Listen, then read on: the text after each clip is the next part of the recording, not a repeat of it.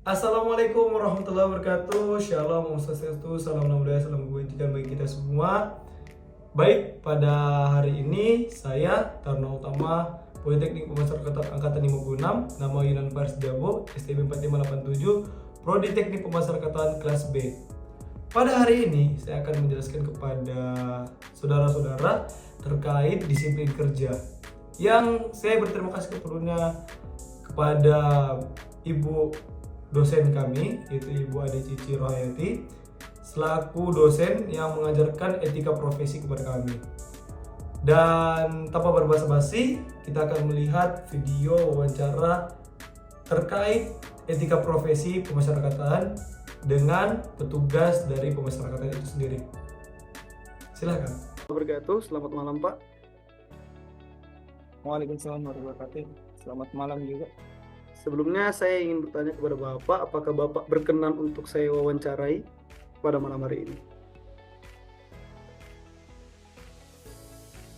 Ya, silahkan. Boleh. Siap, Pak.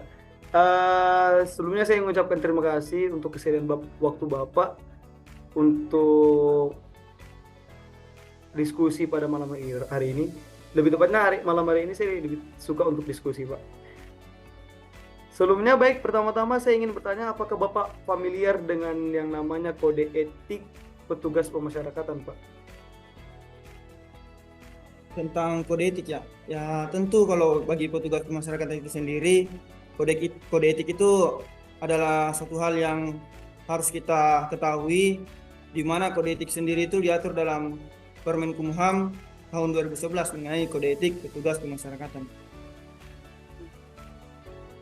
Saya sebenarnya lebih menarik lagi, Pak.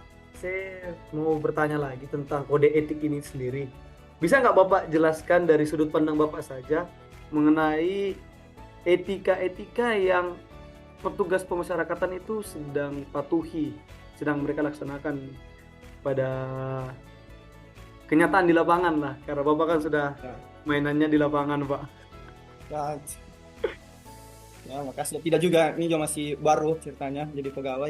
Jadi untuk etika-etika sendiri dalam bertugas itu ada beberapa hal penting yang harus diperhatikan dalam melaksanakan tugas dan fungsi, terutama untuk menciptakan pemasyarakatan yang semakin pasti. Jadi yang pertama itu kita harus pahami yang namanya etika dalam berorganisasi, di mana sesama pegawai itu kita harus bangun yang namanya kolaborasi. Kita harus mengerti yang mana dalam struktur organisasi itu ada yang namanya pimpinan, ada yang namanya staf. Jadi untuk meningkatkan kinerja kita harus saling menghormati hak-hak dari pegawai orang lain, atau dalam tanda kutip harus bersikap secara profesional dalam lingkungan bekerja.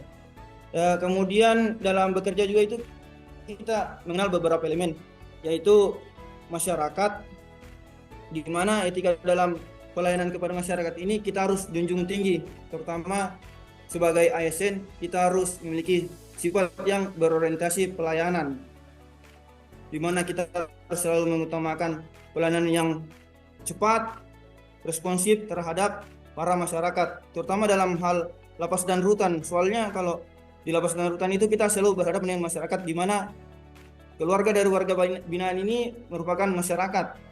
Jadi kita harus berikan hak-haknya, terutama dalam hak mengunjungi keluarga mereka yang sedang menjalani masa pidana. Kemudian adapun dalam etika selanjutnya yaitu etika dalam pelayanan pembinaan, dan ini adalah salah satu hal yang penting di mana peran serta petugas pemasyarakatan itu sendiri harus mampu membina para warga binaan sehingga kelak ketika mereka bebas atau telah menjalani masa pidana itu mampu berperan positif terhadap lingkungannya dan dapat diterima kembali di lingkungan asal mereka. Kemudian untuk mensukseskan atau memudahkanlah proses pembinaan dan pembimbingan warga binaan, kita harus bersinergi dengan aparat penegak hukum lainnya seperti TNI Polri, Kejaksaan maupun BNN, karena ini juga dalam upaya mencegah lapas dan rutan dalam kondisi zero halinar. Kemudian adapun etika yang harus kita junjung tinggi selanjutnya adalah etika dalam kehidupan bermasyarakat. Sebagai pribadi atau pegawai itu satu hal yang sangat penting untuk ditanamkan, yaitu integritas. Kita boleh melihat hal-hal yang kurang baik di lapangan atau hal-hal yang dalam hal ini kita tidak diajarkan oleh para pimpinan-pimpinan kita. Jadi kita bisa mengambil peran untuk dapat yang namanya bersikap lebih positif dan memberikan semangat bagi warga binaan untuk dapat mengikuti program pembinaan yang ada. Jadi saya kira itu etika-etika yang terjadi di lapangan. Dalam hal ini saya sudah bekerja kurang lebih 2 tahun. Iya Pak. Sangat menarik Pak. Memang kalau saya lihat sih memang Bapak pengetahuannya sangat mendalam ya tentang kode etik ini sendiri. Dan saya sangat menarik, tapi saya ingin bertanya nih dari sudut pandang pribadi saja Pak. Dari sudut pandang pribadi, menurut Bapak bagaimana pandangan Bapak sendiri tentang kode etik pemasyarakatan itu sendiri? Jadi menurut saya pandangan tentang kode etik pemasyarakatan itu kita harus junjung tinggi sebagaimana yang janji kita sebagai petugas pemasyarakatan, yaitu kami petugas pemasyarakatan adalah abdi hukum sebagai pembina narapidana dan pengayuh masyarakat, yang artinya kita adalah seorang aparatur sipil negara yang harus taat pada hukum dengan melaksanakan kewajiban kita, yaitu membina narapidana dan mengayomi masyarakat, yang menjadi tugas penting dari seorang ASN itu sendiri. Kemudian dalam menjalani kehidupan sebagai petugas pemasyarakatan, kita harus bersikap yang bijaksana dan bertindak adil. Karena dalam kondisi lapas itu, kalau satu orang kita berikan perlakuan khusus atau sekelompok orang kita berikan perlakuan khusus, itu akan menimbulkan yang namanya kekacauan atau chaos dalam suatu kondisi lapas dan rutan. Karena dalam kondisi lapas rutan itu sangat berbagai macam sifat dan karakter bagi warga binaan, dan kita harus memahami bukan salah satunya, tapi seluruh dari warga binaan itu kita harus usaha untuk memahami agar menciptakan masyarakatan yang semakin pasti tentunya. Baik Pak, terima kasih Pak. Sebelumnya dari pandangan Bapak yang membuka sih, menurut saya itu membuka sudut pandang saya tentang bagaimana petugas memahami kode etik itu sendiri. Ya dari penjelasan Bapak saya sangat mungkin kedepannya mungkin teman-teman saya juga dapat memahami bahwa sudut pandang kode etik itu sendiri mempunyai sangat variatif. Dan ya mudah-mudahan ini wawancara kali ini itu dapat bermanfaat bagi kita berdua Pak. Tapi lebih tepatnya kayaknya saya lebih banyak bertanya sih daripada Bapak. Ya mungkin di lain kesempatan kita dapat ngobrol lebih banyak lagi ya. Siapa? Terima kasih Pak atas waktunya. Siapa? Terima kasih atas waktunya pada malam ini Pak. Mohon maaf mengganggu Pak waktunya. Saya ucapkan ya terima kasih kembali ya. Tetap semangat. Siapa? Assalamualaikum warahmatullahi wabarakatuh. Waalaikumsalam warahmatullahi wabarakatuh. Baik, setelah menonton hasil wawancara saya dengan petugas pemasyarakatan yang telah bekerja di lapangan secara langsung, di sini saya akan menjelaskan terkait apa sih itu disiplin kerja. Disiplin kerja itu sendiri memiliki 3 dasar hukum yang mengatur secara garis luas. Yang pertama adalah Undang-Undang Republik Indonesia Nomor 20 Tahun 2003 tentang Aparatur Sipil Negara atau ASN. Yang kedua ada Peraturan Pemerintah Nomor 94 Tahun 2021 terkait disiplin pegawai negeri sipil.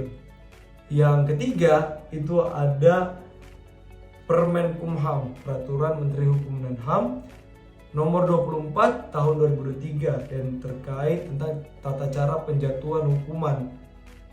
Nah, di sini tentu saja disiplin kerja itu memiliki makna di mana kesanggupan dari pegawai negeri sipil itu sendiri untuk mentaati kebijakan yang telah berlaku atau menjauhi larangan sesuai dengan peraturan perundang-undangan, di mana melanggar atau pelanggaran disiplin itu adalah baik itu tulisan, ucapan maupun tindakan yang dilakukan oleh pegawai negeri sipil itu untuk dengan tujuan tidak mentaati kebijakan atau melakukan pelanggaran terkait kebijakan yang telah berlaku, baik itu di dalam atau di luar jam kerja.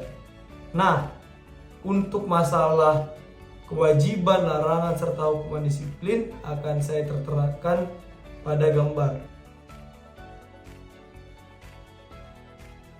Nah, setelah disaksikan itu kewajiban, larangan, dan hukuman dari disiplin itu sendiri, saya akan menjelaskan jenis pelanggaran dan hukuman biar kalian dapat lebih mengerti. Yang pertama adalah hukuman disiplin secara ringan. Itu simpelnya adalah dia mengganggu unit kerjanya itu sendiri dengan tidak masuk kerja secara kumulatif dalam 1 tahun, yaitu 3 hari sampai 4 hari sampai dengan 6 hari kerja, dan 7 hari sampai dengan 10 hari kerja.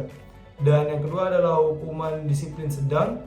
Dia itu berdampak negatif pada instansinya, yang dimana tidak masuk kerja secara kumulatif dalam waktu 1 tahun itu bisa 11 sampai dengan 13 hari, 14 sampai dengan 16 hari, dan 17 sampai dengan 20 hari. Dan yang ketiga adalah hukuman disiplin berat. Hukuman disiplin berat di sini itu adalah berdampak negatif bagi negara. Maksudnya itu tidak masuk kerja secara kumulatif dalam 1 tahun itu. Dia tidak masuk kerja dalam waktu 21 sampai 24 hari kerja, 25 sampai 27 hari kerja, dan 28 hari kerja sampai lebih dari 10 hari kerja secara berurutan. Nah, di sini ada juga tata cara penjatuhan hukuman. Penjatuhan hukuman itu simpelnya ada tim pemeriksa dan ada pegawai atau CPNS yang melanggar.